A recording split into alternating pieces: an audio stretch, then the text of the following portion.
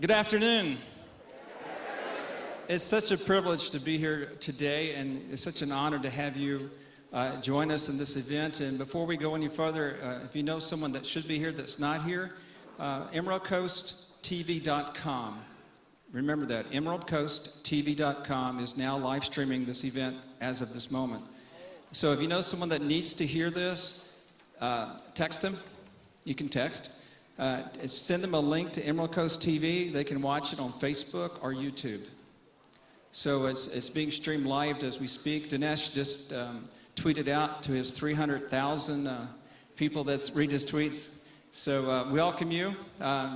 Those of you who are tuning in via Facebook or YouTube, we're glad that you tuned into this event. After this event is over, you'll be able to watch it on YouTube or Facebook. So just go to the Emerald Coast TV website. They have a site on YouTube and on Facebook, so you can go there and rewatch the event or have someone see it for you. Before we go any further, my name is Ray Angerman, and I'll be leading you in tonight's some of tonight's festivities. So I always start with prayer. Will you pray with me? Lord God, Heavenly Father, I thank you that you brought us safely to this place. And as we've joined together, we ask that you would speak through Dinesh and give us a spirit of unity. Give us a spirit, Lord, to serve you. And we ask your blessings upon Dinesh and Debbie, his wife, and their travels. And we thank you for their coming to this area in Niceville in the panhandle of Florida. Give our concerns to you, Lord, because there's so many people that we can think of that are not here. Family that are not here, friends that need your healing touch. And Lord, we ask that you would bless them. For this, to your glory, in the name of Jesus we pray. Amen.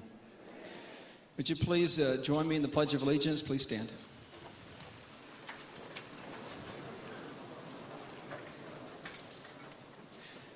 I pledge allegiance to the flag of the United States of America and to the republic for which it stands, one nation, under God, indivisible, with liberty and justice for all. At this time, I'd like to introduce to you Bella Voce, under the direction of Lois Henry, and Bella Voce is a choir here at Northwest Florida State University.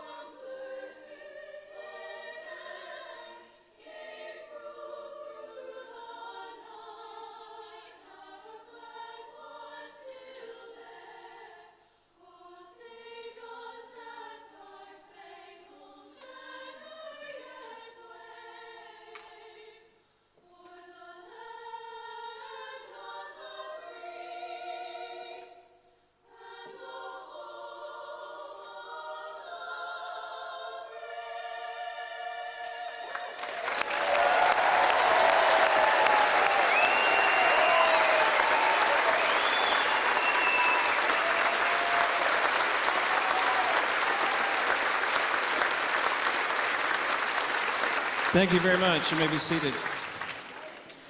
I'm going to throw out a few numbers real quick, and because of the urgency of the matter, October the 11th is the last day to register for this election. If you know someone that's not registered, you may not be registered. In the lobby, when you came in, the Republican Party is registering people for the national election. So take time to do that before you leave today, or you can do it in your county. But October the 11th is the deadline, or you will not be able to vote. Early voting in Okaloosa County begins October the 24th, that's real soon, through November 25th, through the 25th of October. Starts there. November the 8th, is the general election, so we need to register as soon as possible. If you didn't get a brochure like this, it's an advertisement for Hillary's America. On October the 11th, they're releasing the DVD for this video. If you haven't ordered one and know someone that wants one, know someone that needs to see one, please do that. The group that I hang with, we've ordered 25, and we're planning on renting a building and showing it for free sometime after the 11th of October. Watch the newspaper for that, and we'll try to get that word out to you. And you can go to the website or the email page that we posted, 4cfwb@gmail.com, and we'll give you information if you need it on that. When I first contacted Dinesh, I told him the importance of the state of Florida in this election. As the Panhandle goes, so goes the state of Florida. As Florida goes, so goes the nation. And as the nation goes, so goes the world.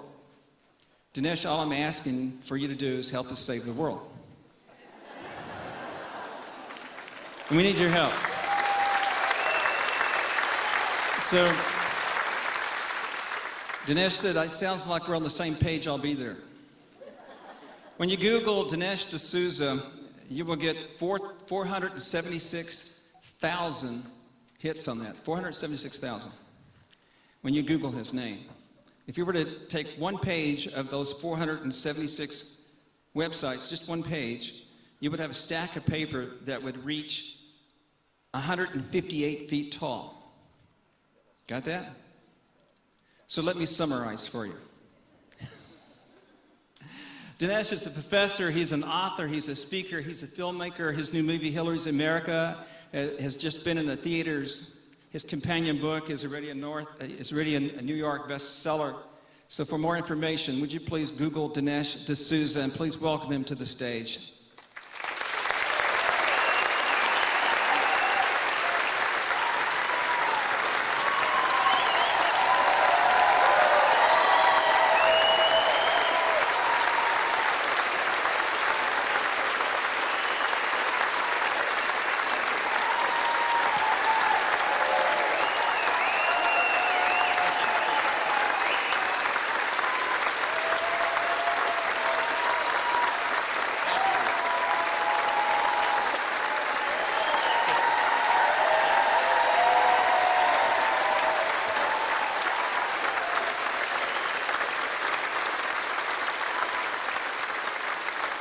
Folks, I'll just take a moment to introduce my wife, Debbie. We're newlyweds, and actually tomorrow is our 6-month anniversary.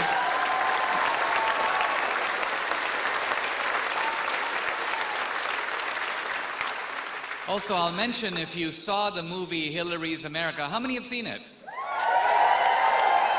Awesome. Well, Debbie sang God Bless America in the movie.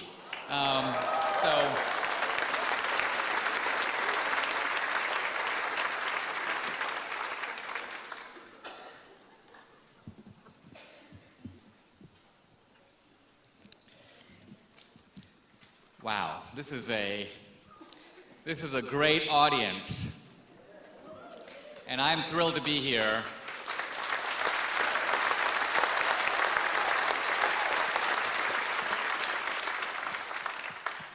As Florida goes, so goes the nation. I remember the election of 2000, and that was Al Gore.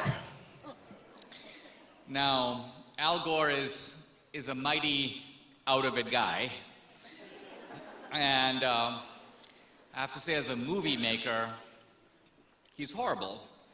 I don't know how many of you saw his movie, An Inconvenient Truth. I mean, just from a movie point of view, it's essentially Al Gore speaking for 90 minutes with slides. It's a heck of a movie.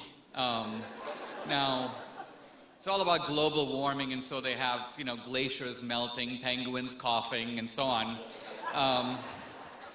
Nevertheless, Hillary, as I'm about to talk about today, is a completely different character. Let me say that I came to the United States at the age of 17 with $500 in my pocket. I was an exchange student from the outskirts of Mumbai, India.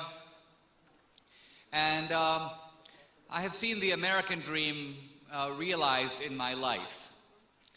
It seems to me that a country is judged not so much by how its most successful citizens get by. It's judged by what kind of ladders of opportunity the country provides for people who are starting at the bottom to be able to move up, to improve their life. And my politics is based on that. The reason I'm a conservative is because we are conserving the ideals of the American Revolution. We're conserving the American dream, which is itself an embodiment of American exceptionalism. No other country has a dream. There's no Chinese dream. There's no Asian dream. Now, I want to fast forward to about a year ago, in which I stood in a federal courtroom and heard the rather ominous words, United States of America versus Dinesh D'Souza. As an immigrant, I have to tell you that sends kind of a chill down your spine, because the government, the full force of the Justice Department, the FBI, unleashed on me. And what was my heinous crime? Well, I gave $20,000 of my own money to a college friend of mine from Dartmouth who was running for the US Senate. I was charged with exceeding the campaign finance limit, which actually, it turns out, I did. I was sentenced to 8 months of overnight confinement in a facility on the southern border under the supervision of the Bureau of Prisons of the Obama administration. Now, very interestingly, no American in all of this country's history has been locked up for doing what I did. I think my real crime, to be honest, was making a movie, 2016 Obama's America.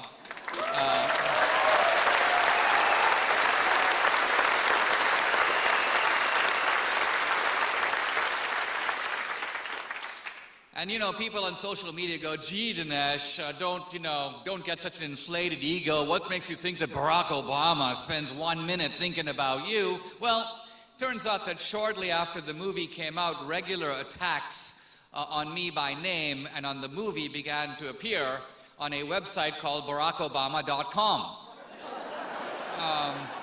These attacks were admittedly unsigned, but in their mixture of pomposity, indignation, and incoherence, one could very easily detect the recognizable signature of the thin-skinned narcissist who currently inhabits the White House.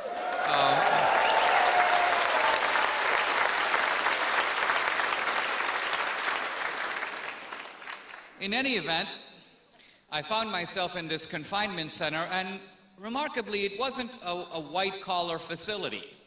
It was kind of the real hoodlums. Because if you serve time for armed robbery, murder, drug smuggling, whatever, after you serve your sentence, for the last few months, they dispatch you to one of these confinement centers. It's kind of your transition back to society. So here I was with this very interesting group, and initially, I have to admit, I was sort of unnerved. Everybody seemed to be in some group or gang. And even though the majority of these guys were Hispanic, even among the Hispanics, there were multiple gangs. The American Hispanics are called Southsiders, and they had their own gangs. The Mexicans had their gangs. So it's kind of one of those situations where you don't want to be talking to this guy because that guy wants to kill you. So my initial strategy was to stay to myself. I did contemplate the idea of starting my own gang, the Asian Indian gang. But after about a month, I said, you know, I'm actually a conservative in a very remarkable place. This is not a place where conservatives normally go. I'm not likely to walk down the hallway and, you know, there's Charles Krauthammer, or there's George Will. That's not going to happen. So let me try to learn from this place and try to discover what I'm going to call the ideology of the criminal underclass. Now, my previous exposure to this topic was limited to 2 viewings of The Shawshank Redemption, in which I had the idea that criminals insist that they never did it. They're all innocent. But as I got to know these guys and read their case files, I realized that this is actually not so. The point of view of the criminal underclass, if it can be generalized, goes something like this. We did it. But we are the small fry. We are actually the stupid criminals. Because we got caught. That's why we're here.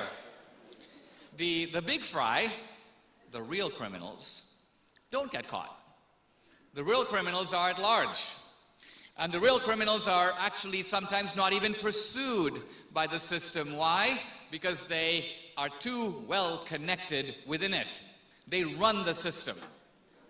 And if I fast forward to Bill Clinton and Loretta Lynch having their little tete-a-tete on the tarmac, or Obama signaling to James Comey and to Loretta Lynch, hands off Hillary, she's my gal, I'm handing the baton over to her. We begin to see that it is not entirely wrong to see politics as having a component that is an extension of crime. Now, I want to talk about politics in very frank and realistic terms today. Very often we, and in fact I did, think of politics in terms of some kind of a debate. We stand for this, they stand for that. We believe in liberty, they believe in equality, and blah, blah, blah. But you know, when I was lying on my bunk bed in the confinement center listening to these guys talk, and I realized that they only talked about 4 topics: food, sleep, money, and sex. That's it. They live at the very elemental level because they believe that human beings are motivated by certain primal impulses. So human beings are not motivated by debate. They're motivated by acquisitiveness and greed and lust and envy and hatred and revenge. And if these are actual human motives, why should they be subtracted or abstracted from politics? So I want to talk about politics not just in terms of what people say or what people profess to believe, but also in terms of what people want. What are they trying to do? Now, our country is in a bit of a precarious situation. Why? Because one party, it's a big party, it's a very powerful party, wants to steal America. Steal America. Now, what does that mean? What does it mean to steal America? Well, first of all, it's worth noting that America is the most valuable thing the world has ever produced. It is.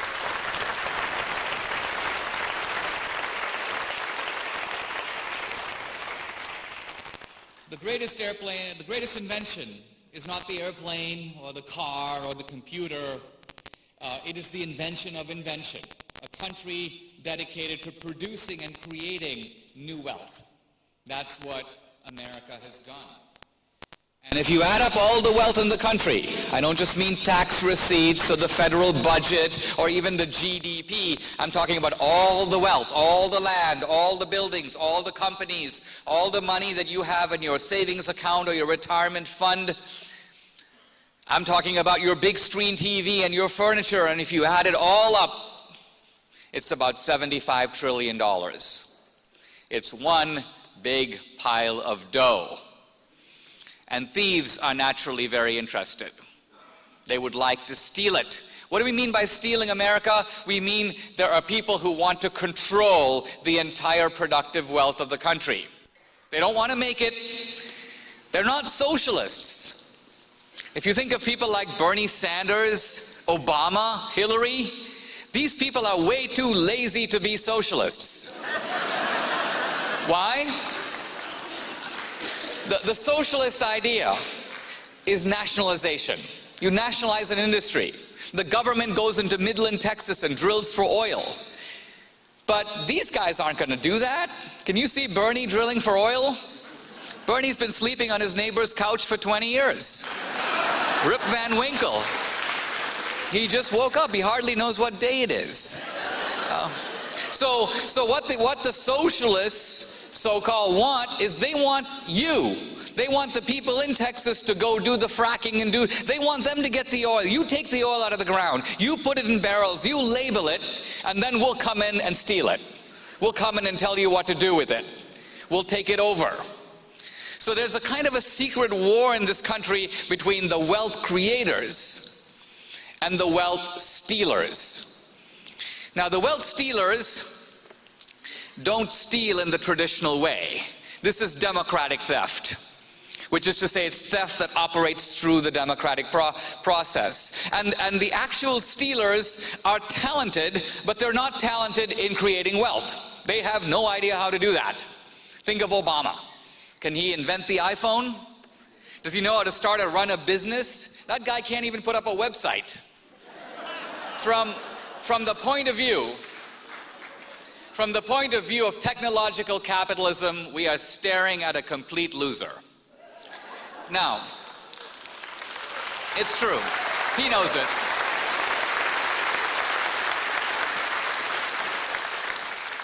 Now, this is not to say that Obama is not talented. He is talented, but not at that. He's not a community organizer, really. He's a resentment organizer. That's his specialty.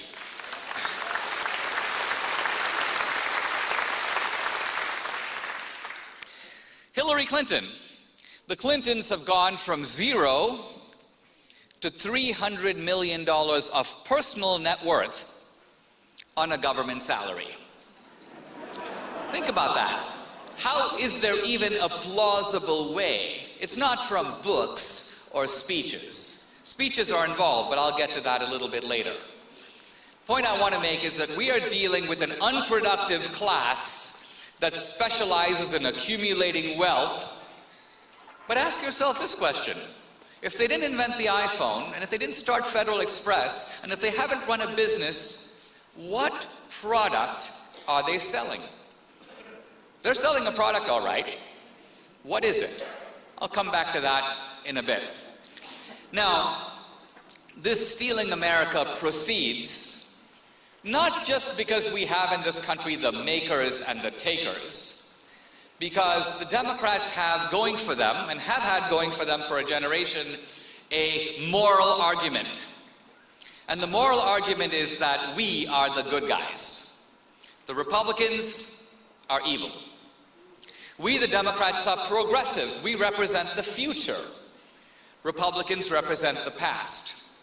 All the good things in America have been done by the progressives and the Democrats. And all the good things in America have been delayed and thwarted by the wicked Republicans who have been from the beginning on the wrong side of history. We, the Democrats, are the party of the little guy and the outsider. We're the party of blacks and women. We're the party of Latinos and immigrants. Now, nothing could be further from the truth. This is perhaps one of the biggest whoppers ever told in American history. The Democrats, in fact, are the party of oppression, exploitation, theft, and murder.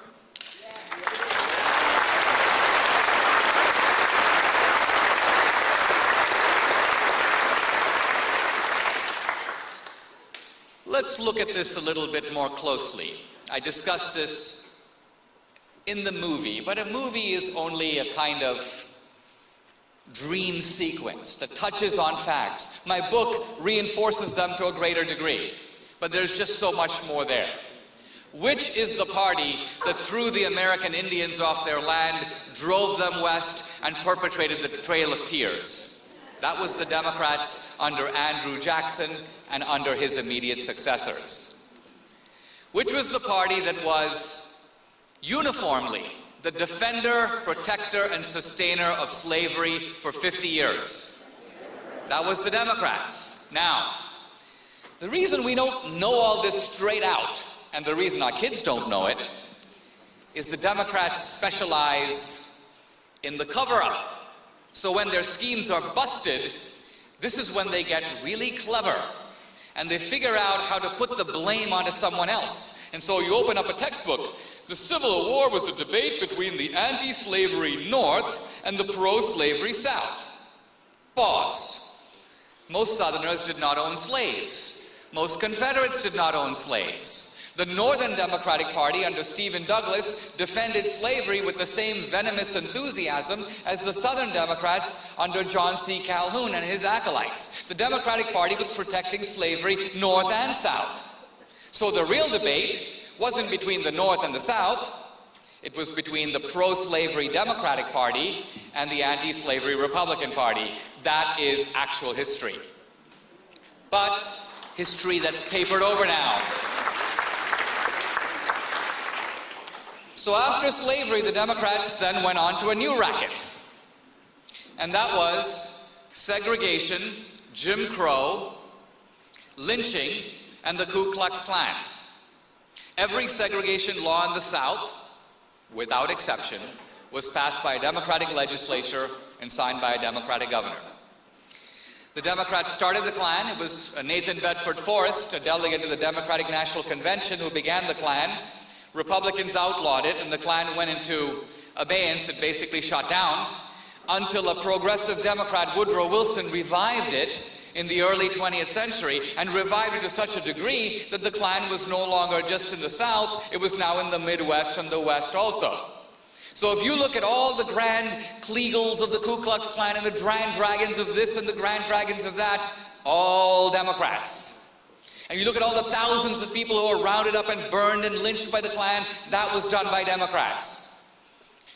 Now, it takes quite a job to try to cover all this up. It's not easy to do.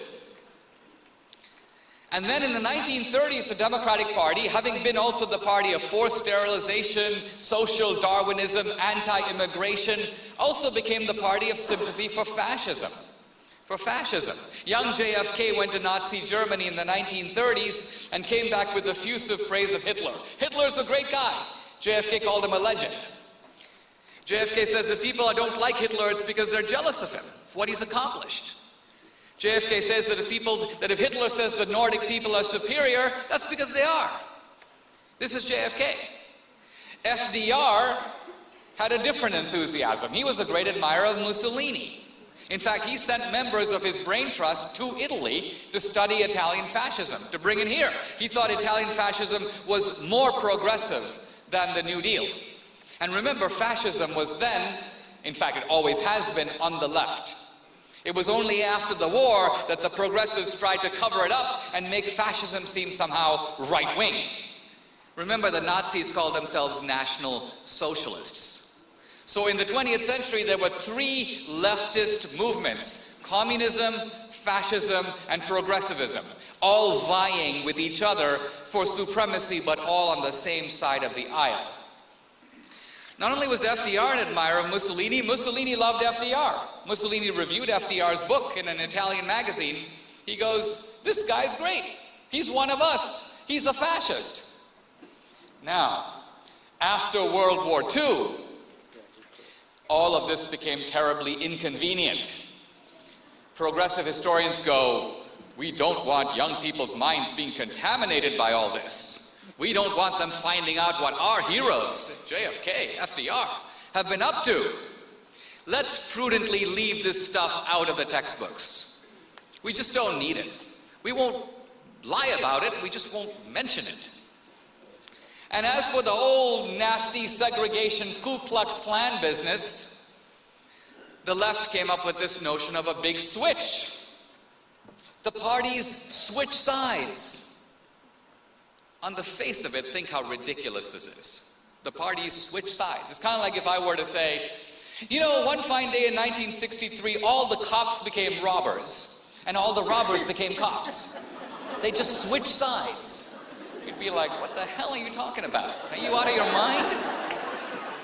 So this madness is all based on this notion that the Democrats became enlightened and all the racist Democrats became Republicans. Now, on the face of it, I mean, the racist Democrats, by the way, had a breakaway party called the Dixiecrats. And I decided to do a little inventory because these kinds of claims are factual and they can be checked. So I made a list of all the Dixiecrats. And then I took out my red pen to circle the ones that switched and became Republicans. But this turned out to be a very, very short enterprise because there is in fact only one guy. Strom Thurmond was a Dixiecrat, he became a Republican, and he's the only one. So the whole argument about the switch hinges on one guy. All the other Dixiecrats remain in the Democratic Party. In fact, after they tried to break away and start their own party, it failed, they rejoined the Democratic Party. And while guys like David Duke, who have a history in the Klan, when David Duke tried to pass himself off as a Republican, a unified Republican Party said, no, he's not one of us. We have nothing to do with this guy.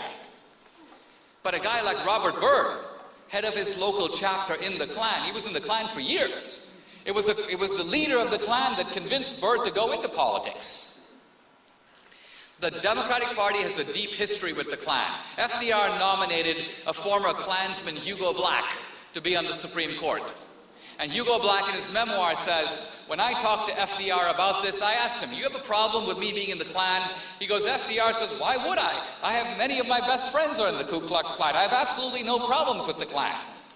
And by the way, FDR made a deal with racist Democrats to oppose anti-lynching legislation for all his 3 terms in office.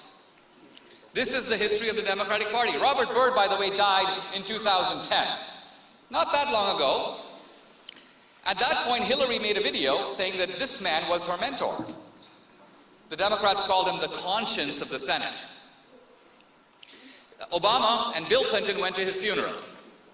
Obama did a eulogy but said nothing, prudently, about this whole Ku Klux Klan business. But Bill Clinton said a very revealing thing. In effect, what he said was, don't be too hard on old Robert Byrd for being in the Klan. You had to be in the Klan to advance in the Democratic Party. You had to. It was a political necessity. A very revealing statement, I think you'll agree. All right. Now, the reason that gullible people go for this big switch nonsense is because the white South did in fact move to the Republican Party. But when was that? That was not in the 1960s. In fact, in the 1960s, more Republicans proportionately voted for the Civil Rights Act of 64, the Voting Rights Act of 65, and the Fair Housing Bill of 68 than Democrats did. Another fact that is camouflaged in our textbooks. It's concealed. It's not stressed. Let's just put it that way. But in the 1970s and 80s, the Reaganite appeal of patriotism, free markets, love of country, Christianity, this is what swung the white South to the Republican Party. In other words, as the South became less racist, it became more Republican. That's a fact.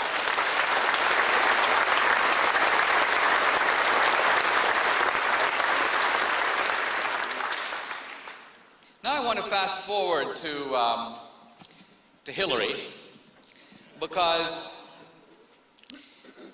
to some degree we think of Hillary as Obama's third term. But it's not quite like that.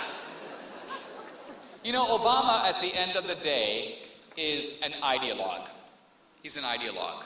He wants to, in his own cuckoo phrase, remake America. Now, his vision of America is pathetic, it's destructive. I predicted in the movie 2016, I said, number one, this man will double the national debt. He's done it. Number two, he will reduce America's influence in the world. He's done it. Number three, he will undermine our allies and strengthen our enemies. He's done it. And we're not talking here about a perspective. I'm not just alleging my point of view, but somebody else has a different point of view. You can simply count our allies and see if we have more or fewer of them. Mubarak was our ally in Egypt. Where is he? He's gone. Gaddafi wasn't an ally, but he was doing business with us since the Iraq War, outing terrorists, paying reparations. Where's Gaddafi? He's dead. Assad in Syria is our enemy. Where is he? He's consolidating in power. He's still there. The mullahs in Iran are our deadly enemy. Where are they? They're stronger than ever. We're making treaties with them now, apparently. throws me back to the old saying, what do you call a dictator who has nuclear weapons? The answer, sir. Sir. Now, for all that, and for all the damage that Obama has done, and poor deluded man, I don't even think he knows it. From his own twisted perspective, he's helping America. But Hillary is different. Hillary's not an ideologue. The Clintons can't be understood purely in that way. This is what throws me back to my days in the confinement center, because these are two racketeers. These are two people, two partners in crime. Their whole modus operandi is based on that. Even if we think back to their marriage, think of how this very odd arrangement came about. What do you think actually happened? You think Bill pursued Hillary? Does that seem likely? Isn't it more likely?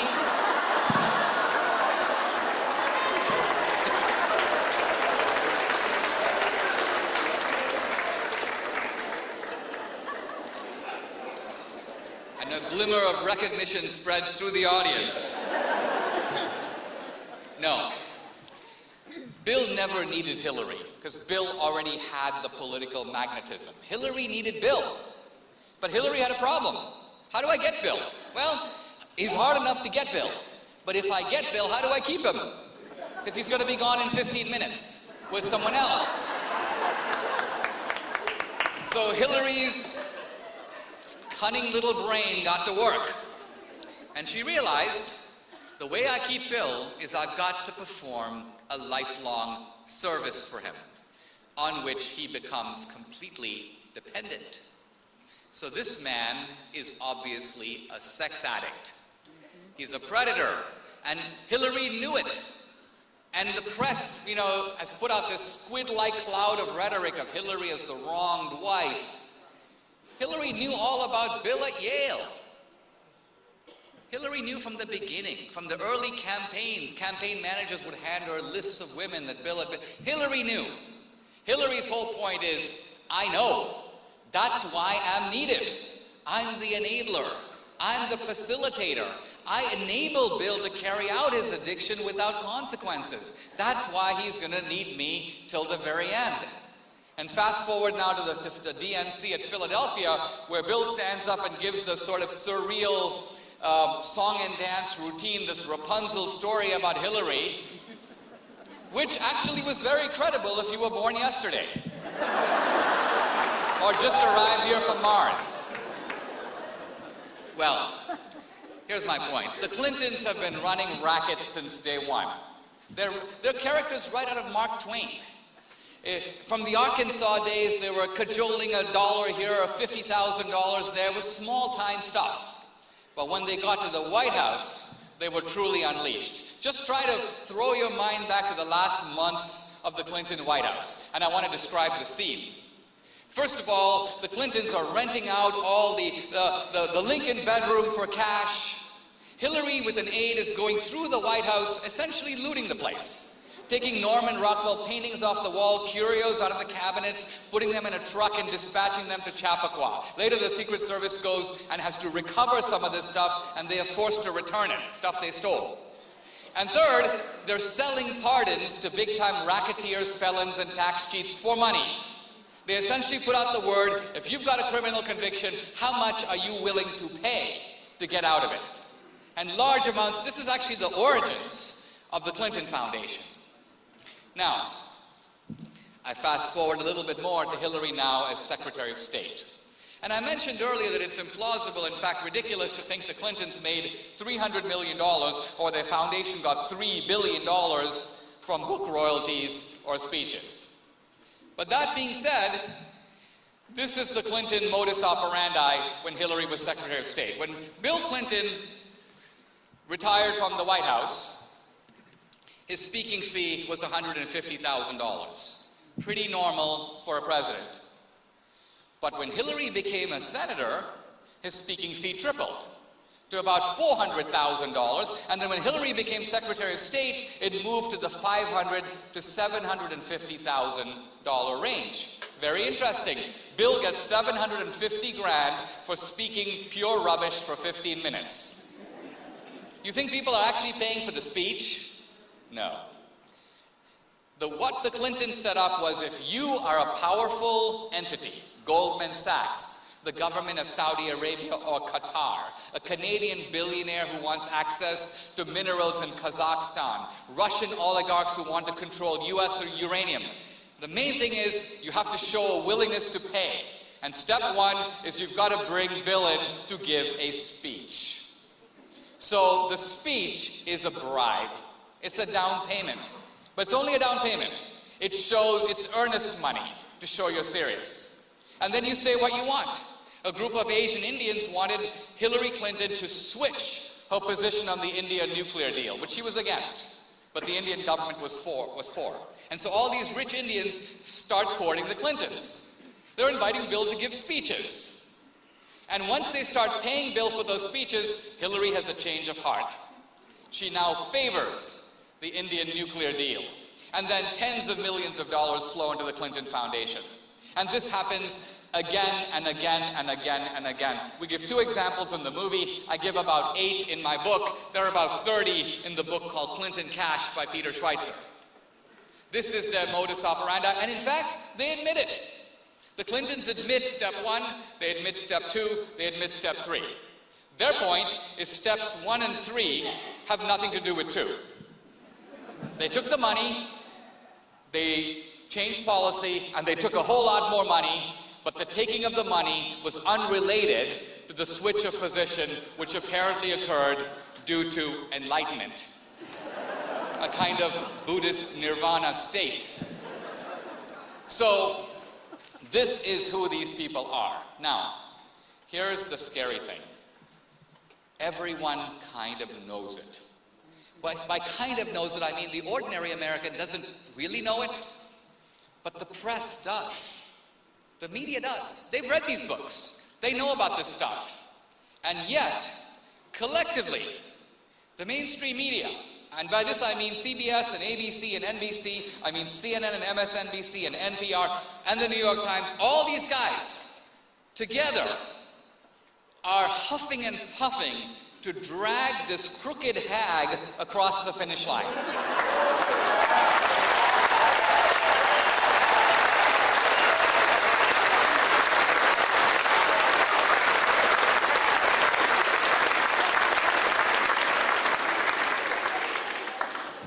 And this is the same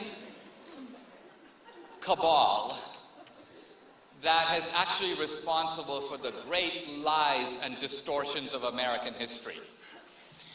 I say things in the movie that startle people. We had a black guy who was playing a slave in the movie, and this guy he wasn't even political.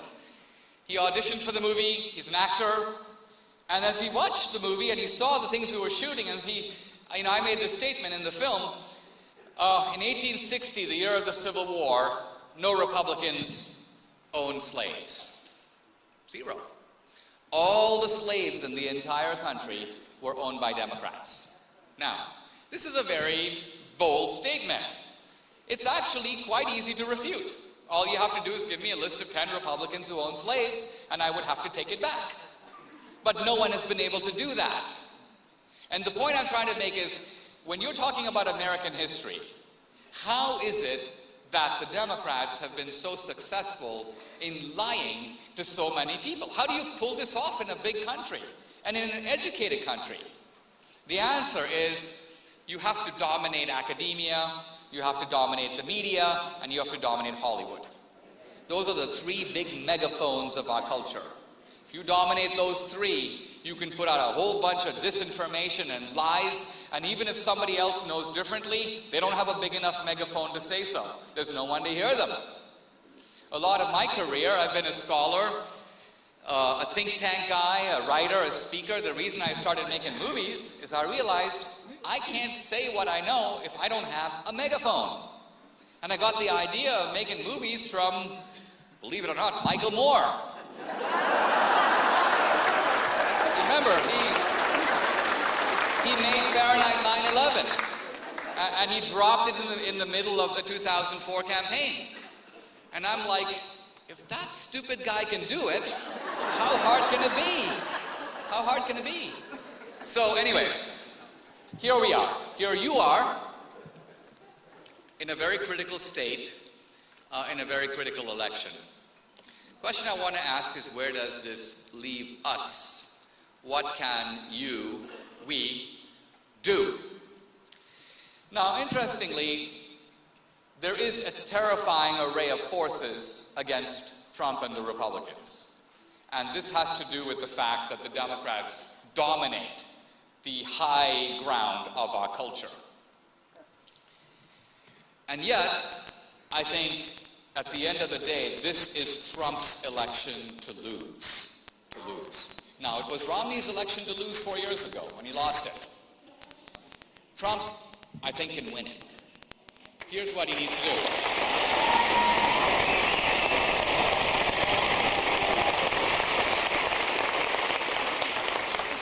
So one thing that Trump needs to do is he has to show the American people he's not crazy. This is not an attack on Trump. Reagan had to do this in 1980. You might remember in 1980, the left said about Reagan, he's a cowboy. He's insane. You can't put him in charge of the nuclear codes, he'll blow up the world. And Reagan had to show the American people in the debates and in his performances, you know what, I'm an outsider, I speak my mind, I'm challenging many of the central axioms of American politics, but no, I'm not going to do that. Trump needs to do that. The second thing that Trump needs to do is he needs to take the battle to Hillary. And here I have to say that we have a candidate that has more daring than any Republican in my lifetime, including Reagan.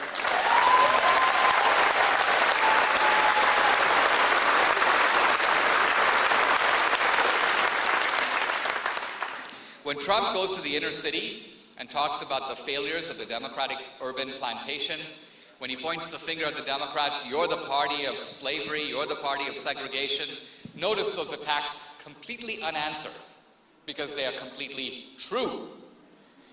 Trump is actually here taking on the Democrats, and the media is like, well, is he actually going to get the black vote? This is not just about getting the black vote. This is about eroding and depleting the moral capital that allows the Democratic Party to pose in a bogus way as the champion of morality. The Democratic Party has been, as I mentioned, the very opposite. So in the debates, I have some public advice for Trump, which I'm actually going to deliver right now. First, this is a time when you have to actually call Hillary straight out. And so I'd like Trump to say something like this. Mrs. Clinton, the Democratic Party is the party that murdered and displaced the Indians. The party of slavery and segregation, of Jim Crow and the Ku Klux Klan. This is the party that interned the Japanese Americans after World War II. Your party did all of it. But your party has never admitted it. Not once have you ever acknowledged what you did. Not once have you ever taken responsibility for it. Not once have you paid 1 penny in restitution for any of this. There were 4 million slaves that you owned, that your party owned in 1860. You haven't even acknowledged that. So will you, right here and now, acknowledge the Democratic Party's sordid history and apologize to your country and to your countrymen for this history of what your party actually did? Will you do that, yes or no?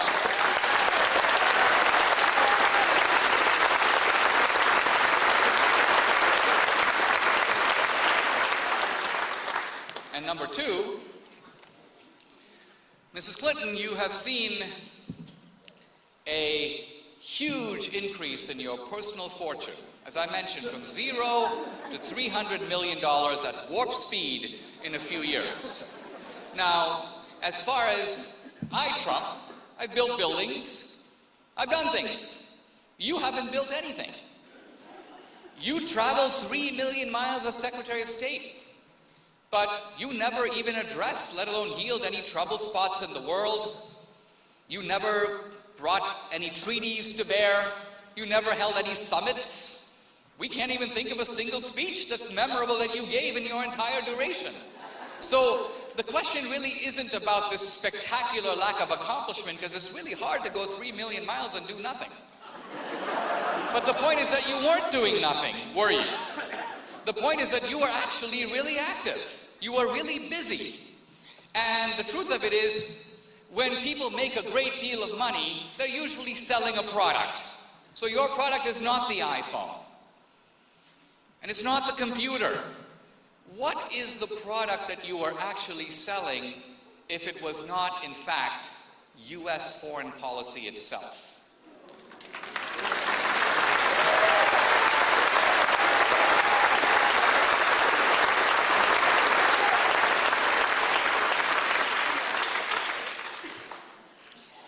The DVD of Hillary's America comes out October 11th. Now, most of the people who saw this movie in the theater are most likely conservatives and Republicans. I've seen Democrats who have watched it, and the effect on them is transformational. It's discombobulating. It's very profound. Minorities can't believe it. You know, there was a famous writer, it might have been even Tolkien, I can't remember now. Before Tolkien says that when he read the Bible for the first time, he made a single notation in the margin. Important if true. Important if true. This film, when it's seen by minorities, by Hispanics, by blacks, it hits them with the force of a revelation. Is the stuff in this movie true? Because if it's true, it actually has huge implications for how I think of myself, for which party I give my allegiance to, so on. Here's where I'm going with this. These DVDs come out October 11th.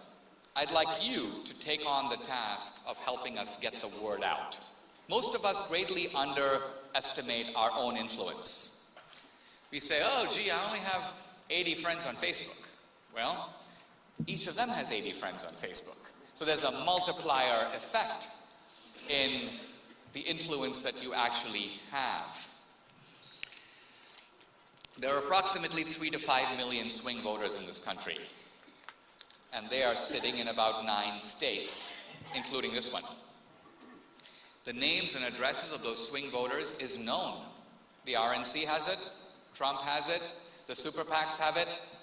So it is within their power, it's not within my power, but it's within their power, to take the DVD of Hillary's America and drop it in the mailboxes of 3 to 5 million swing voters in all the 9 states.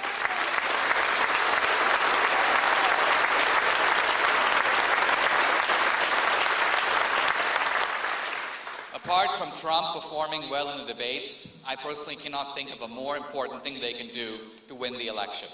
The effect of the movie on people on the other side watching it is very profound. So, to the degree that all those guys contact you and go, hey, will you do this for us? Do it. But say to them, hey, guys, have you thought about taking this movie and dropping it to the people who need to see it the most? You can help us do that. We're doing our best to get the word to them, but you can help. Now, a final word before I take questions, and that is, it's time, I stayed out myself of the Republican primary. It was a little bit of a cage fight, and I totally realized that there was a lot of acrimony, and it was more mean-spirited than I've seen a Republican primary be in the time I've been in the United States. So I totally understand the phenomenon that goes by the name Never Trump. Debbie and I, my wife and I, were married March 19th by Rafael Cruz, Ted Cruz's dad. So we are friendly with a whole bunch of guys on the Republican side of the aisle. Now, this being said, there is a time in politics when nonsense has to stop. And it is time now for the Never Trump nonsense to stop. Stop completely.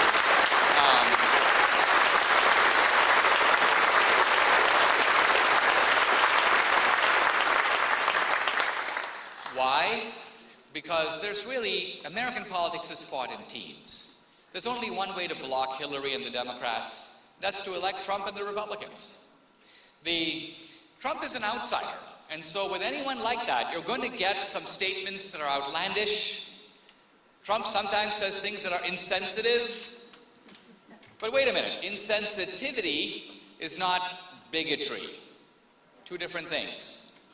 If you look at the Trump door, I confess that door has some question marks. What will Trump do? But then I look at the Hillary door, and it's marked a known crook. Known crook. Now, I'm not naive. I admit that there have been crooks in America that we've elected before, but we didn't know they were crooks in advance. We found out, we threw them out. With Hillary, we know. We know. So, American politics is normally an easygoing business. Normally, it's not a very big deal. Normally in America, we have such a great country, we don't have to be all that active. It's kind of like if you live in a house, you don't need to consult the blueprints of your house. You just walk in the hallways, lie on the couch, or watch TV. But it's only when your house begins to shake, then you go, I better go in the attic. I better learn how this thing was put together. I better consult the blueprints. We happen to be living at one such time. By tragic necessity, the American dream is now ours to protect and to conserve and to defend. As an immigrant who grew up in a different country, I see America, in a sense, through the eyes of an outsider as well as an insider. American exceptionalism is clearer to me because I don't take it for granted.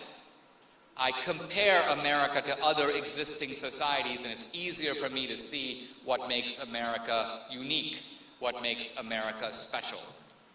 When people say things like, if Hillary wins, the country's going down the tubes, it's not that. It's just that what's happening in America is we're introducing a kind of gangsterism into our politics that we haven't had at the top level before. We've had Tammany Hall in New York, the Daily Machine in Chicago. We've never had a Secretary of State putting up American foreign policy to the highest bidder, selling it not only to American entities, but to foreign governments and foreign entities. This is a unique level of corruption that we haven't seen before. And so it's our job to mobilize and creatively use our influence to stop it. In those immortal words of the 1960s, if not now, when? If not us, who? Thank you very much.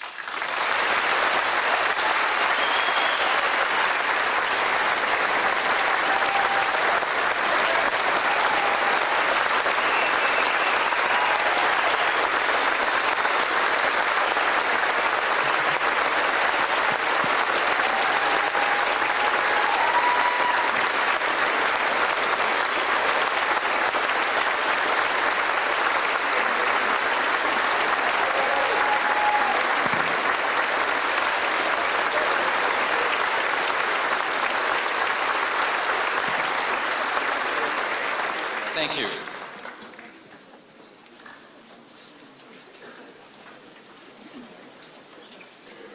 We were very grateful that Barnes & Noble came out to sell Dinesh's book. If you have not picked up a copy of that, you can do so in the lobby. Our book signing, we're going to take some questions. We have 2 microphones here for a moment, but we're going to do the book signing in the orchestra hall. In the orchestra hall. There's another room over here. Just follow the signs to the meet and greet. And so that way, when you leave, it won't be congregated up in the lobby area. So if you haven't bought a Dinesh book and would like for him to sign it, then you can pick it up in the lobby.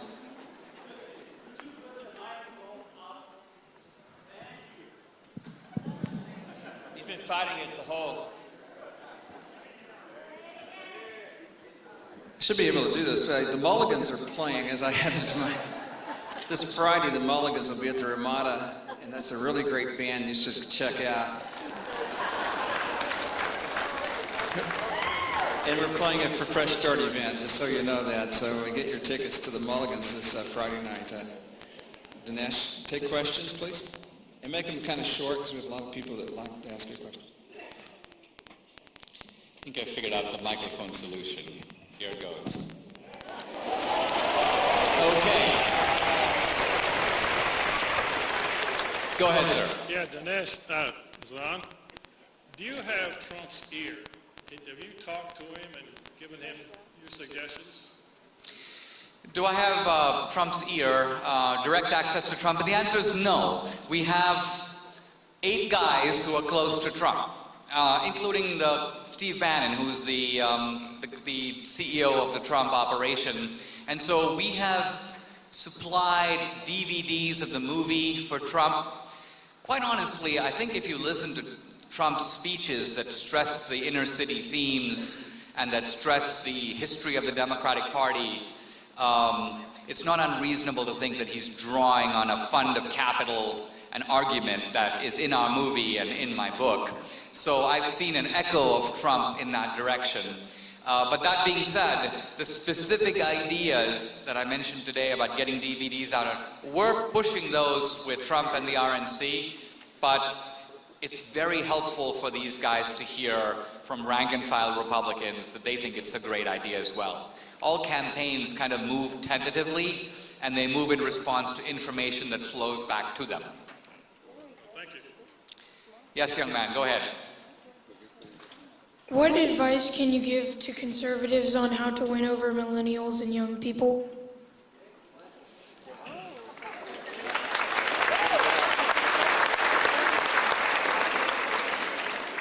My first piece of advice, which you're obviously taking, is to start early.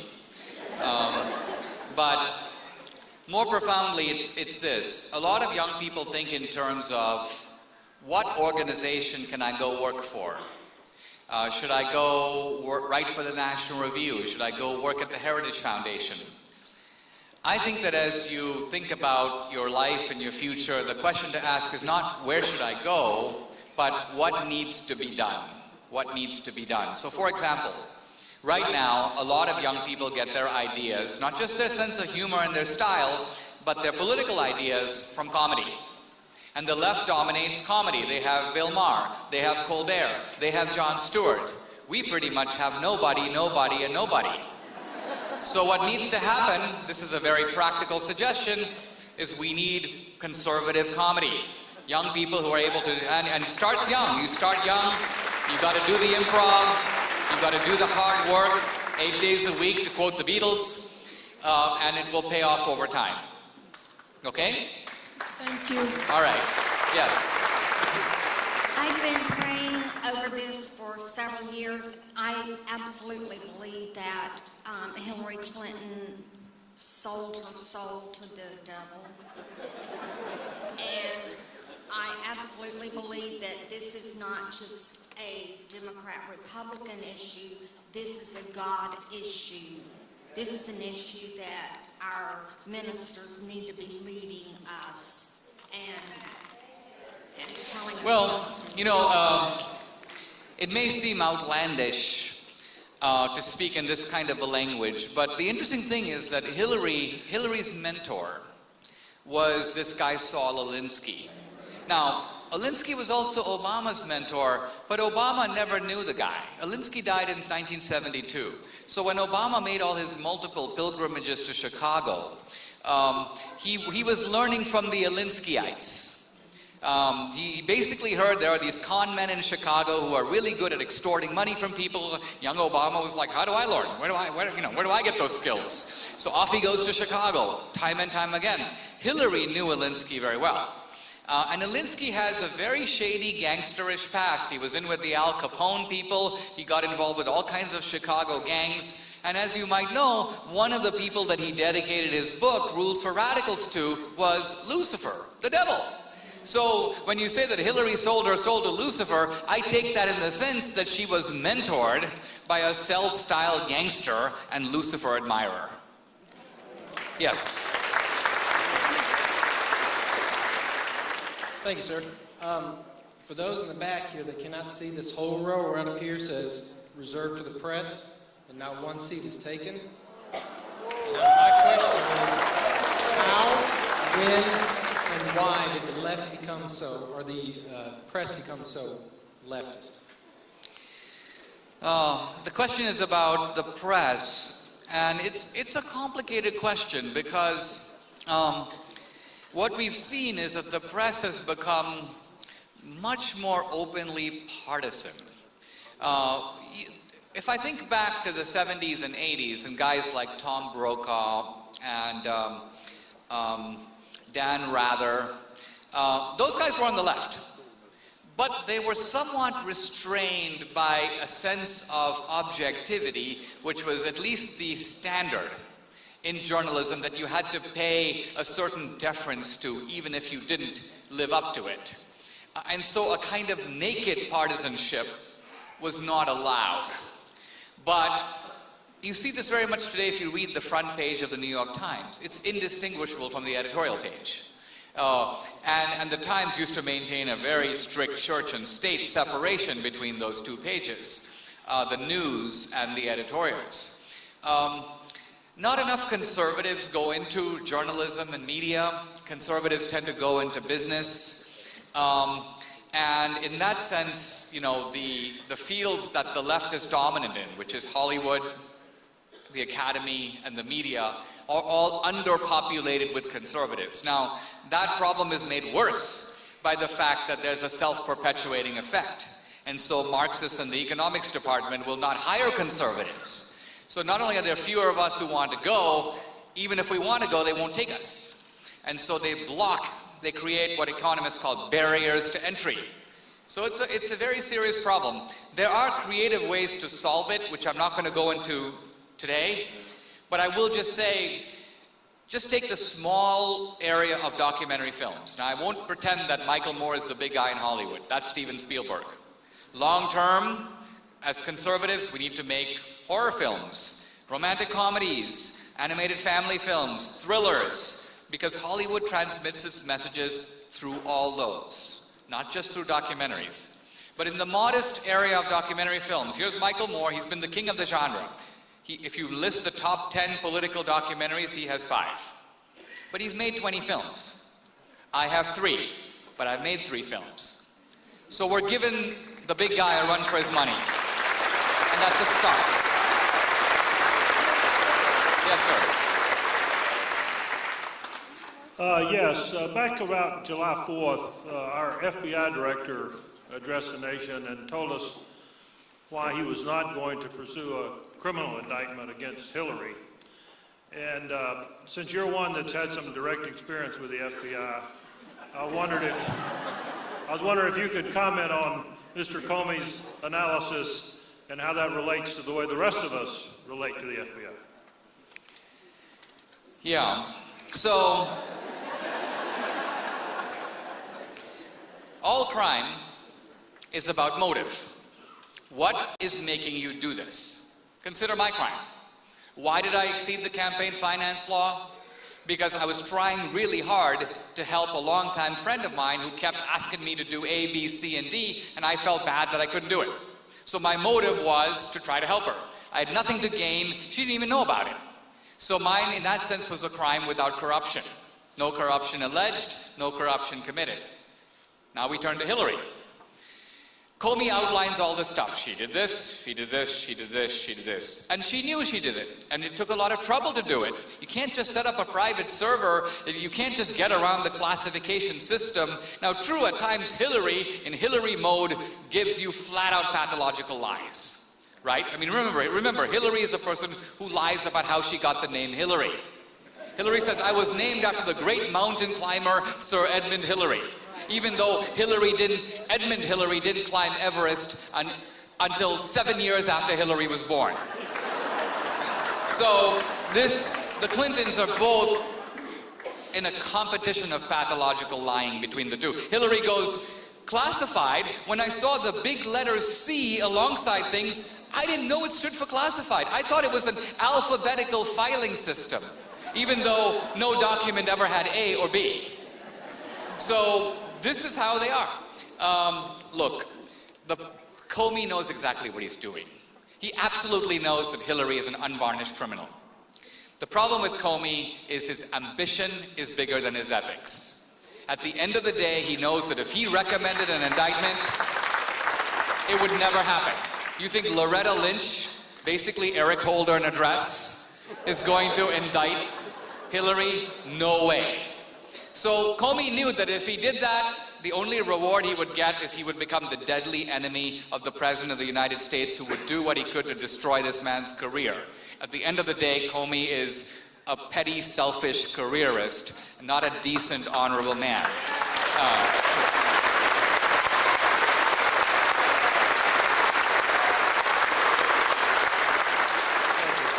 Yes, sir. Yes, thank you. Kind of a comment and a question gathered together. 2012 exit polling had Mitt Romney winning by some very high-level strategists like Dick Morris, Karl Rove. Add to the fact people like Chuck Hagel, if you look into his history, what he was doing prior to going to the Senate. My fear is that the word you're getting out is strong and it's needed, but my fear is the system is so broken, so corrupt, especially with the electronic voting machines, that the end result is already baked into the answer. You know what? I won't say don't worry about that. It's for the Republican National Committee to make sure that these election facilities are properly supervised. Look, a lot of times as conservatives, we put the onus on someone else, right? I can't tell you how many people are like, I'm waiting for Comey to indict Hillary. No, the other team is not going to do our work for us. We have to do it. Now, the reason we lost in 2012 is because Romney was unbelievably insular. He was surrounded by corrupt advisors and campaign consultants for whom politics is a business. Those people were making 10% on every commercial they made for Romney. They were not particularly, it was not that important to them that Romney win.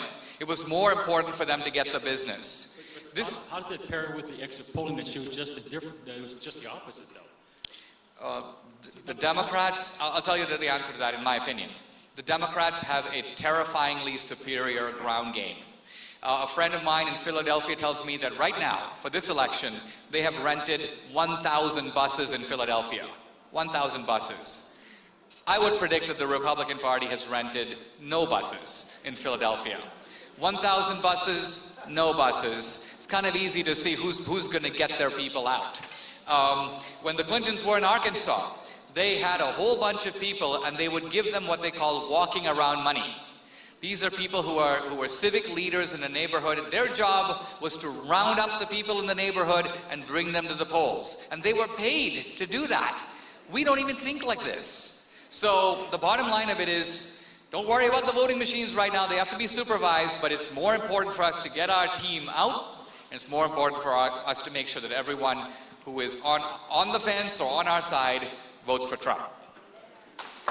Yes.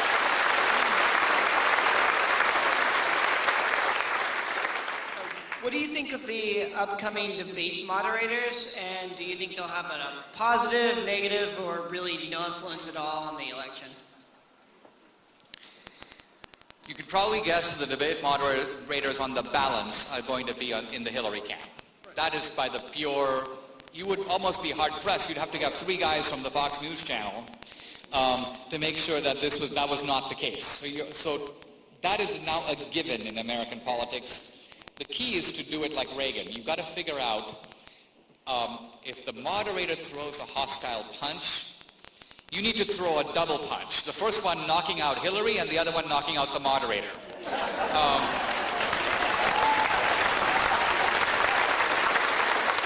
For reasons of time, I'm going to keep going and answer quickly, okay? Go ahead, sir.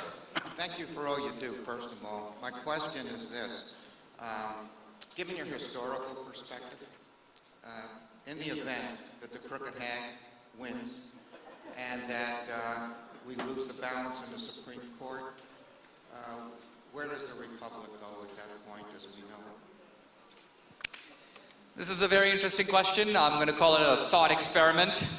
And that is that if Hillary wins, let's say wins decisively, let's say that the Democrats win the Senate, let's say the Republicans have a fragile majority in the House, let's say that 3 Supreme Court appointments go the other way, then in effect, for now, we will have lost the country. That is a fact. Now that means that the country is going to be governed by people who are hostile to us. Now, in the older days of America, that was not necessarily a dismaying thing. When Thomas Jefferson was elected in the bitterly fought election of 1800, the first thing he said is, "We are all Federalists, we are all Republicans."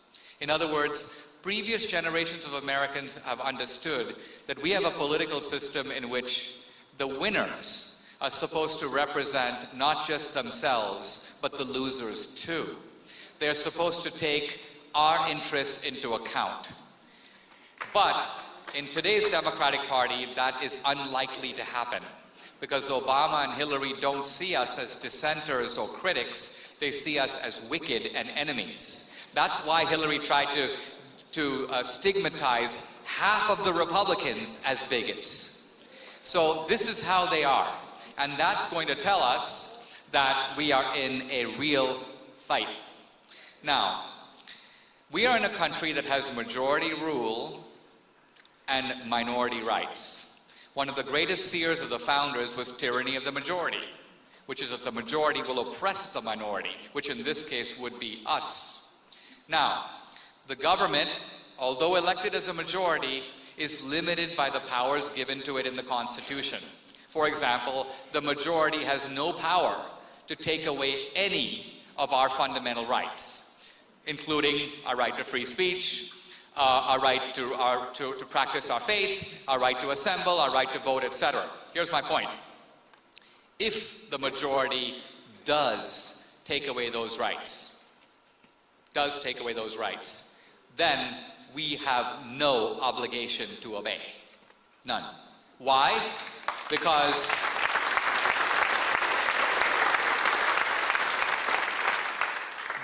they are acting illegally and unconstitutionally. By the way, this issue came up in the Civil War, where in his inaugural address of 1861, Abraham Lincoln said to the South, he said, "I won a free election," right? And he goes, "But just because I am in the majority does not give me the right to take away any of your fundamental rights." He goes, "If I have done that, tell me how. I have not taken away any of your fundamental rights." He goes, "The Constitution allowed slavery, and I'm going to allow slavery in the South. But the Constitution is silent about the new federal territories." And that's what this election was fought about. So what Lincoln was basically saying to the Democrats is, you lost the election, but you don't need to start a war. But Lincoln, implicit in that, is actually a deadly concession by Lincoln, which is that if Lincoln had violated the civil rights of Democrats or the South would be fully, morally, and constitutionally justified in seceding from the Union and or starting a war. Lincoln admitted that. So, this is a big topic and I don't want to go too far down this road. I just want you to think about the fact that just because we are in a minority in the American system does not mean that our rights are now up for grabs. They're not. Thank you, sir. Yeah, earlier you were talking about Peter Schweitzer's book, Clinton Cash, and also about the belief that Clinton was selling foreign policy. I've had the opportunity to do some research of my own, and in doing so, I chose to examine some source-based documents coming from the Department of Justice and the White House, in which there was a common thread, common issues that they were talking about, and it was in reference to foreign policy regarding the Arab nations. And in doing so, I also identified a plan that a former Clinton employee or Clinton executive had published, and he gave a speech to a group called Global Strategy Forum. It was a London-based think tank back in 2011. Barack Obama gave a similar speech in which he was talking about providing educational benefits and jobs to the folks in the Arab countries in order to deter them from engaging in terrorism. That particular plan that they had been outlined was called Creating a Middle Eastern Economic Community, which was essentially... Okay, but anyway, needless to say, that particular policy is one which was supposed to be basically kind of creating an economic community similar to the European Trade Union. And I wanted to know if you'd had an opportunity to examine that particular policy, and if that was the policy you think that Clinton was selling in the Middle East, because most of the countries that were to benefit from that particular plan are listed as. Yeah, I won't say much because I don't know quite specifically what you're referring to, but it sounds very similar to what Obama and Hillary have both been saying, that the roots of terrorism are in economic deprivation.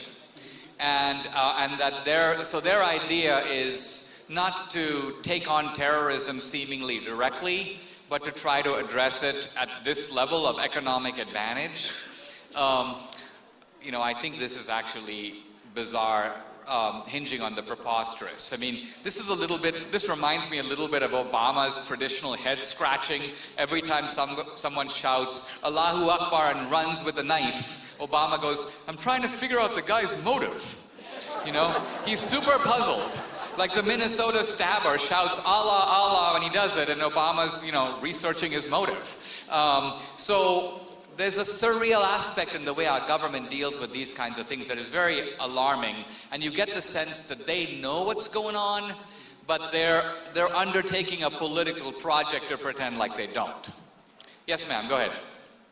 Hi, first of all, I want to thank you for being so outspoken and telling the truth.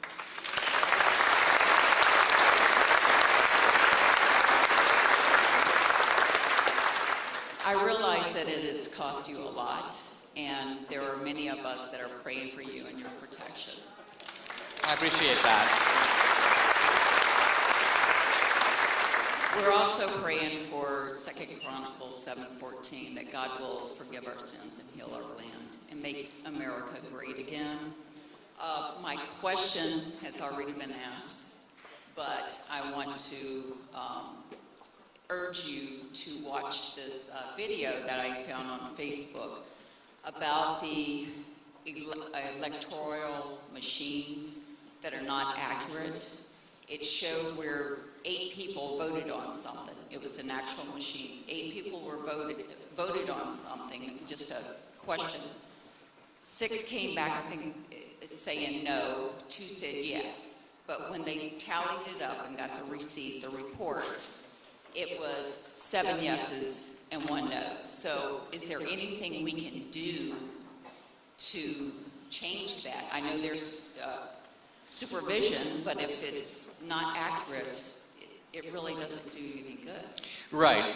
This is entirely a job for the RNC and its lawyers. And here's why.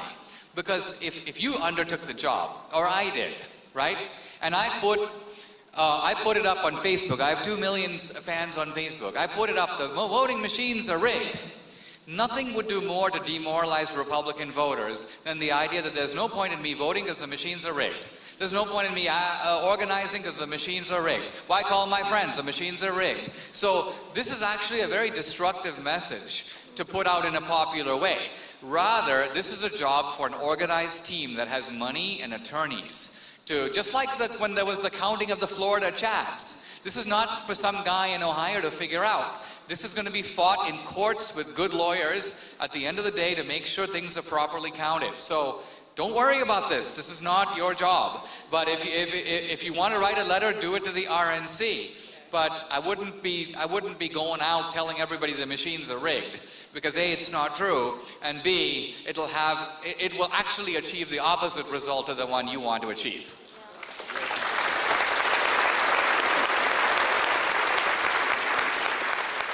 Go ahead. This is in regards to the Democrats and liberals, and Herman Cain says, you know, do what you can, but save the savable. He said, if you know they're not savable, you got to move on to somebody else that might be able to listen to you. And I really can't find an answer about the mental process of cognitive dissidence. And what's your thought on that? I have 2 very good friends, been my friends for 30 years. I'm now blocked from Facebook because I put Trump stuff on. It's just cognitive dissidence. I mean, these are intelligent people, but they don't want to hear any facts. So can you address that mental process? Yeah, you're talking about cognitive dissonance, and you're talking about the experience of people, and you're putting information out, but they seem unwilling to hear you. Now, remember, in ordinary life, we see this all the time. You talk to your teenage daughter. Cognitive dissonance. You're making a valid point, they don't hear you. Now, the question you always have to ask is, why not? Go behind the cognitive dissonance. Someone once said, behind every double standard, there is hidden a single standard that refuses to reveal itself. So the single standard here is that the other person has a moral compass in which they believe something like this. Hillary may be shady around the surface, but the Democrats have always been there for the little guy. Trump is insane, and Trump represents a party that has gone insane. So if that's your starting point, try to think how information is going to be filtered. Oh, Hillary did this, Hillary did that. Well, yeah, Hillary's shady around the surface, we kind of already know that, but we also know the Democrats are the good guys. So are we actually going to go vote for the bad guys? No, we have to hope that the good guys, the Democrats, get in, and then they try to keep Hillary sort of on watch. So the way one starts, I mentioned earlier in my talk the black guy who was acting in our movie. He sees the movie, and he made a public statement afterwards. He came to one of our screenings, and he goes, I am done with the Democratic Party. Big applause. He goes, but I'm not a Republican. He goes, I don't know. I'm in the middle. I need to do my own research. So people don't undergo life transformations in one shot. This is a part of the RNC's mistake. They think that if they show you a campaign commercial, you're going to change your vote. Nobody ever changed their vote based on 90 seconds. You know? Now, you can change your mind or your heart when you watch a movie. It's a 90-minute, it's a much different experience. And we make 90-second videos, they're trailers to send people to the movie. But changing someone from the inside is a lot of work. And so as a party, the Republicans have a lot of work to do. Yes, ma'am. How does one get access to a megaphone? The good thing about living today, in today's world of technology, is that actually a megaphone is potentially available to everybody. And the reason for it is we have this sort of Wild West now, which is the internet, the World Wide Web, and you can create channels on the web. So to give you an idea, you know, CNN. Right now, if you turn on CNN in the middle of the afternoon, East Coast time, about 400,000 people are watching CNN. If you watch at prime time, it may be 700,000 watching CNN. I have 2 million fans on Facebook. I'm probably as big as CNN. Now, how do I do that? I create a channel and I build it through by producing good content. So content is king. If you produce good content and remember the demands of brevity, remember that we're living in an entertainment-driven culture, so information should be palatable, easily digestible, preferably funny. If you can meet those things, you can generate a following really fast. Yes? The Senate version of Read the Bills Act presently requires only 3 things. 1, the bill is read twice on the floor prior to a vote. Next, the citizens have a couple of days to read the bill and consult with their representatives prior to the vote. And the third thing, it has to reference what enumerated power in the Constitution authorizes it in the first place. It has only a sponsor in the Senate. It's got 1 sponsor and about 10 or 11 co-sponsors in the House. Do you think it would benefit Mr. Trump if he was to promote Read the Bills Act? Yeah, I do. But here's what I think Trump needs to do. What Trump hasn't done is, see, you want to distinguish what you talk about and campaign on from good things that need to be done. Like Read the Bills Act is a good thing that needs to be done. People who vote on something should read it. That's important. But I think what Trump needs to do is lay out the 5 principles on which his entire campaign is based. If I'm elected, these are the 5 things I stand for. For example, I won't go into it, but I'll give you one example. I stand for the idea of one America, meaning I will not only defend the interests of this country, including the interests of the Democrats, but we're one country. And my critics may be wrong about me, but they're not my enemies. And in one America, everyone is treated the same. So I'm embracing the legacy of Lincoln and the Republicans. This is one America, black or white. This is one America in which the legal immigrant is as fully a citizen as the native-born American. If Trump outlines the 5 principles that are driving his campaign, he hasn't done that yet. And he needs to do that before the election. That's, I think, the imperative for Trump, to lay out a positive vision that contrasts with the sordid operations that we've seen from the Democrats. Okay, yes, sir.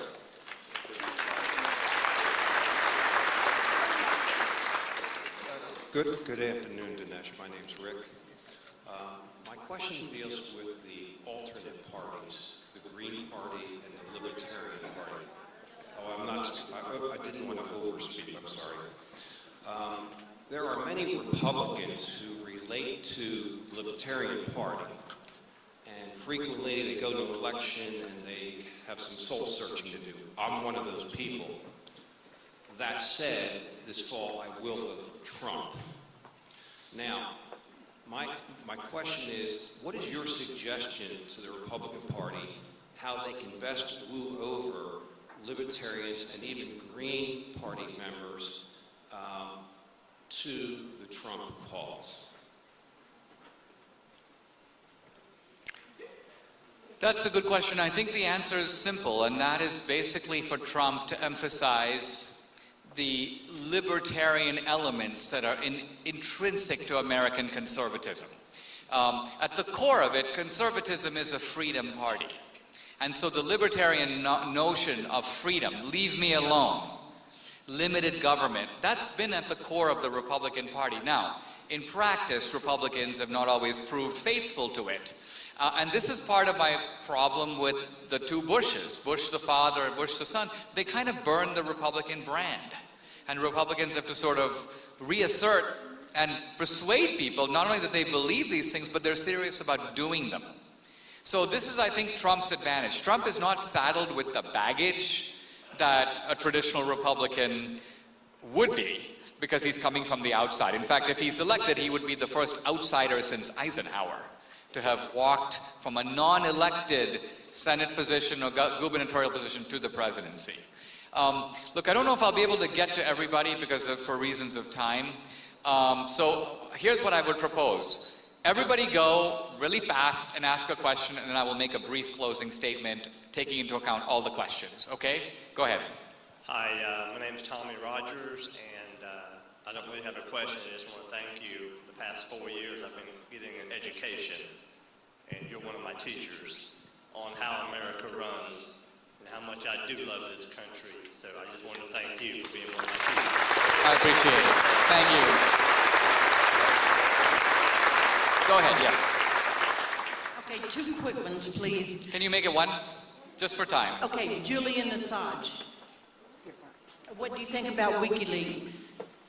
WikiLeaks turning out to be something very important precisely because you have this media monopoly. And so WikiLeaks is kind of seeping under it.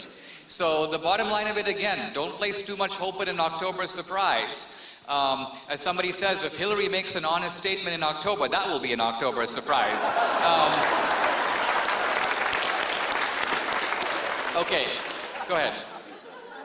Well, we're doing all the questions in one shot. Hey, Dinesh, a lot of people are watching via stream right now. And my son, Austin, watching from Austin, Texas, he says, what would Dinesh say to someone who thinks a third-party candidate like Gary Johnson has a real chance? I have a lot of friends here who actually think a third-party candidate is possible. How do you respond to that? Well, it depends who the third-party candidate is. I mean, I'm all in favor of third-party candidates who take votes away from Hillary. But Johnson, I suspect, will take more votes from Trump. So there's a kind of foolishness about all this. You know, when people say, I'm going to stand on principle. Now, the abolitionists stood on principle. But the abolitionists could not and did not end slavery. The abolitionists, in fact, were politically kind of useless. Most of their meetings, their primary activity, burning the American flag, burning the American Constitution. It's only when the abolitionists were integrated within a Republican Party that won the election of 1860 that things really began to change. So slavery was ended not by the abolitionists, not by the people who stood on principle. It was actually ended by the Republican Party. Go ahead. Did you ask a question earlier? No, go ahead. Democrats always say that the big companies need to start paying their fair share. Can you lay out all the economic disadvantages to doing that for all of us, please? I will, but we're going to go to all the questions. So I'll keep that in mind and answer it. Go ahead. What is your definition of the separation of church and state? Okay. Mr. D'Souza, I've been into politics since the 2008 election, and constantly I meet people who are totally willing to give up the American dream as long as they are taken care of by the government. What do you have to say to those people? Okay. Go ahead. Yes, sir. I need to know if you have, what is the veracity about the internet being taken by the Russians and China pretty soon? I have heard that in the radio. Okay. Yes, ma'am, go ahead. Besides getting your CD out to majority Americans, how else can we mobilize everyone in this room and the rest of Americans to really put the message out that this is a critical time. We have got to get through to these people that don't understand that America is for sale and that it's not for sale anymore. How do we do that? Okay. I'll start at the beginning with the question about the corporations and the fair share. Look, the bottom line of it is, today, if you're a rich guy, you make a bunch of money, you're going to pay about 39% in federal taxes, depending on which state you live in. I live in California. That's another 10% in state taxes. There's local taxes, other forms of taxes. You're basically paying half your income overall in taxes, if not more. So here's the question. If somebody says someone is not paying their fair share, they have an obligation to state what the fair share actually is. Right? In other words, it's a reasonable obligation on every liberal to ask him, in what society would you be a conservative? At what point will the tax rate be at a level that would make you happy? You notice the Democrats never say that. They're always pushing in a direction for more, but they never tell us when more becomes enough. And so, for this reason, I suspect that their real goal is not whether you pay more or less, but how do you actually move power away from you to them? That's really what all this is about. That's what Obamacare is about. It's not at the end of the day about how you get your insurance. It's about, does the private sector or the government control 1/6 of the economy? Who gets to do that? Is it a whole bunch of private actors, or is it Obama? That's a key to understanding how government works. I don't know much about the story about the Chinese and the Russians, so I'm going to pass over that. There was a, I'm going to go to the last question, which is kind of what do we do? What do we do? And what we do at the end of the day is we have to realize we're in an electoral system, and a relatively modest number of voters is going to decide this election. So think creatively about how do we influence them. Someone once told me that American politics could be swung if there were 300,000 to 500,000 more Republicans in about 6 states. And I said, if that's true, 300,000 to 500,000 Republicans need to move. They need to move to those states. But think about it. If that's really true, isn't it amazing that this idea hasn't even been floated? No one's even talked about it, even though probably I think if America knew that that was the case, 300,000 to 500,000 people would voluntarily move to those states. And that alone would change the equation. So here's my point. We have to take ourselves seriously. If the country really is in the balance, we have to do a lot more. than we're doing now. People who are wealthy on the Republican side have to give a lot more than they give now. You have, a billionaire who goes, okay, I'm going to write a check for $10,000 to save the country. Really? You're a billionaire? You think the American dream hangs in the balance? You believe that the Democrats not only want to tax you more, they want to take your wealth. And you're willing to put up a big whole 10 grand to stop them. This is insane. So people who act like that deserve to lose. Deserve to lose. We don't deserve to lose. I've been doing my utmost to get this word out. We have to use our influence creatively. There's a lot of influence in this room alone, and you happen to live in a critical state. So right now I would say don't worry about other states. Try to think of yourself, what can I do to swing Florida into the Republican camp? And if you do that, you will be doing your part to protect the American dream. Thank you very much.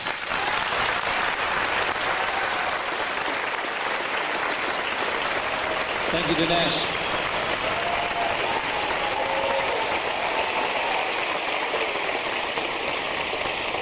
Doug, get him back out here. He will speak for the rest of the night. If you bought a book and you want to get Dinesh to sign it, we'll be back over in the meet and greet room. And I want to thank all of our sponsors, all these people up here who made this happen. Thank you so much. God bless you. Have a good night. Thank you for coming.